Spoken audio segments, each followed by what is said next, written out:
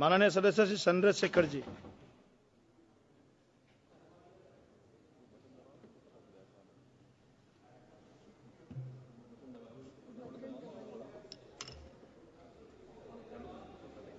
धन्यवाद सभापति जी। वर्ष 2025-26 के लिए रेल मंत्रालय की अनुदान मांगों पर चर्चा में आपने मुझे मेरी बात रखने का मौका दिया और अच्छी बात यह है कि माननीय मंत्री जी भी यहां मौजूद हैं। मंत्री जी का दिल तो बहुत बड़ा है, लेकिन अगर हमारी मांगे मान लें तो तभी इस बात की पुष्टि हो। अगर ना मांगे मानी जाए, हमारे क्षेत्र का काम ना हो, तो फिर ये बात मानी जाएगी कि मंत्री जी का रुख जो है सभी सदस्यों के प्रति एक जैसा नहीं। तो मैं अपने क्षेत्र से शुरू करूंगा sir. Dhampur sugar mill crossing पर ओवरब्रिज का निर्माण मैंने पिछली बार भी मांग उठाई, लेकिन सर अभी तक कुछ नहीं हुआ। लोग परेशान होते हैं, डिजिटल युग है, कई कई घंटे खड़े होना पड़ता है। जलालाबाद क्रॉसिंग ओवरब्रिज के नीचे अंडरपास के निर्माण की बात मैंने पिछली बार भी उठाई, कुछ नहीं हुआ। नजीबाबाद रेलवे स्टेशन पर बेगमपुरा एक्सप्रेस ट्रेन संख्या 12238 का ठहराव सुनिश्चित किया जाए, इस पे भी कोई काम नहीं हुआ।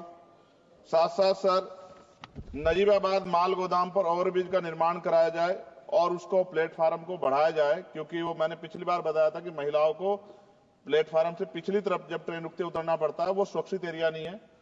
उसके साथ साथ नगीना बाईपास बिजनौर फाटक पर ओवरब्रिज का निर्माण कराया जाए। धामपुर जेतरा क्रॉसिंग पर ओवरब्रिज का निर्माण कराया जाए।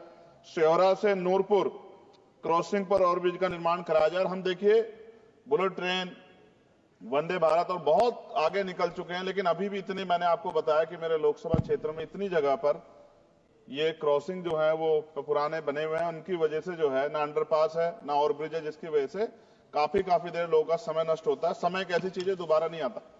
सहसपुर रेलवे स्टेशन जगह है मेवा नवादा पर देहरादून एक्सप्रेस ट्रेन संख्या 14113 का ठहराव सुनिश्चित किया जाए, क्योंकि वहां से बहुत सारे लोग जो हैं वो यात्रा करते हैं। सहसपुर रेलवे स्टेशन पर सफदरजंग एक्सप्रेस ट्रेन संख्या 14114 का ठहराव सुनिश्चित किया जाए। नजीबाबाद से मुंबई के लिए ट्रेन, मैंने पिछली बार भी सर ये मांग की थी आपके सामने। साथ साथ सर रेलवे स्टेशन जो है हमारे क्षेत्र के, उनकी हालत बड़ी खराब है। एक दो पे आपने काम कराया, मगर मेरी मांग ये है कि सभी रेलवे स्टेशन कायाकल्प कराए जाए, उनमें उनका जो है जीर्णोद्धार हो, की सुंदरता वो सुंदर लगे देख के। दूसरा, रेलवे में सुरक्षा व्यवस्था, कई घटनाएं हमने देखी जहां सुरक्षा व्यवस्था पे बड़े सवाल खड़े हुए। और एक तो हमारे लोकसभा के मेंबर ही थे राजस्थान के, उन्हीं का फोन वगैरह चोरी हो गया था अभी बाड़मेर वालों का। तो मैं इसलिए आपसे कह रहा हूं कि सुरक्षा सुनिश्चित हो, क्योंकि कई बार महिलाएं अकेली भी उसमें ट्रेवल करती हैं और बहुत सारी महिला जो है एमपी हमारे यहाँ पे भी ये चीजें आती हैं, इसका ध्यान रखा जाए। एक सर बहुत इंपॉर्टेंट डिमांड है मंत्री जी, मैंने आपको पत्र भी लिखा है।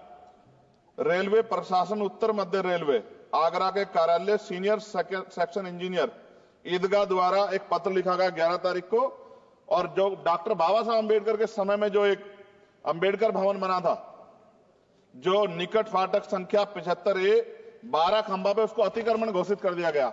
ये क्या मैं ये मानूं कि ये सरकार का डॉक्टर बाबा साहब अम्बेडकर के प्रति सम्मान है, प्रेम है, कि बाबा साहब अम्बेडकर के नाम पे बने भवन को अतिक्रमण घोषित करके कह दिया 15 दिन में हटा दो? ये गलत। मैंने आपको पत्र लिखा है सर, इसका संज्ञान ले। दूसरा सर, सहारनपुर से लखनऊ तक वंदे भारत ट्रेन चलाई जाए। SC ST के OBC का बैकलॉग सर आपके यहां बहुत है, भरा जाए। कोरोना काल में बंद, पिछली बार मैंने मांग उठाई थी कि वो ट्रेनें चलाई जाएं। और प्रमोशन में भी SC ST OBC के कर्मचारियों के साथ भेदभाव होता है, इसको रोका जाए।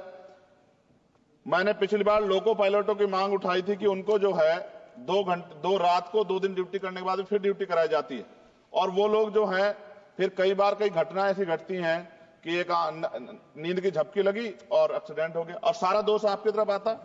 तो अभी ये दिल्ली में भी एक घटना घटी और कई सारी ऐसे ट्रेन घटना घटती है। इसके लिए मैं आपको नहीं दोषी मानता, लेकिन मैं कहता हूं कर्मचारियों को उस तरह की सुविधा मिलनी चाहिए कि वो जब वो ड्यूटी करें तो अपने आप को परफेक्ट महसूस करें।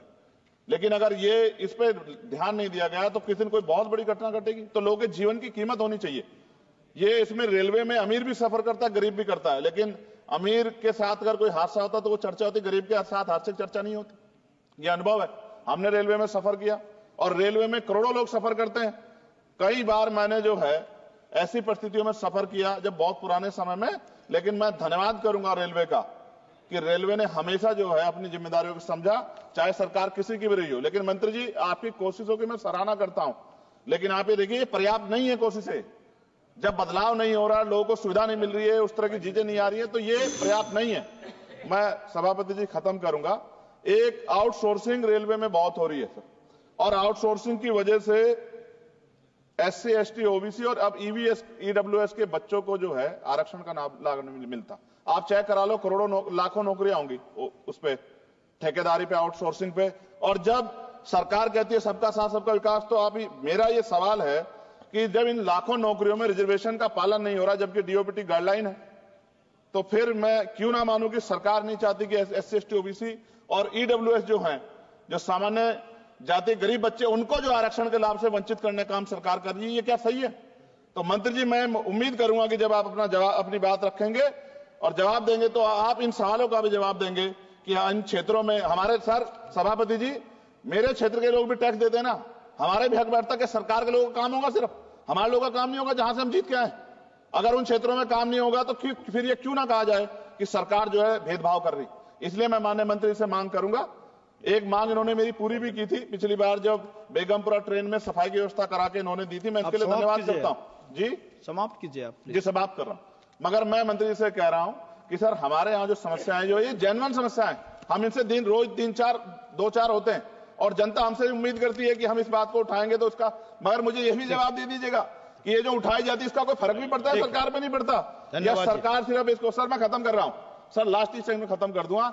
जो मांग हम यहाँ उठाते हैं, क्या इन पे कोई अमल होता है, नहीं होता है, या ये सिर्फ इसलिए कि भाई चलो उन्होंने उठा दी और बस खत्म होगी बात? ऐसा ना कीजिए सर, अगर ऐसा करेंगे तो ये व्यवस्था अच्छी नहीं है। मैं आपका धन्यवाद दूं सभापति जी, और मंत्री से आग्रह करूंगा कि हमारी मांग को माना जाए। धन्यवाद।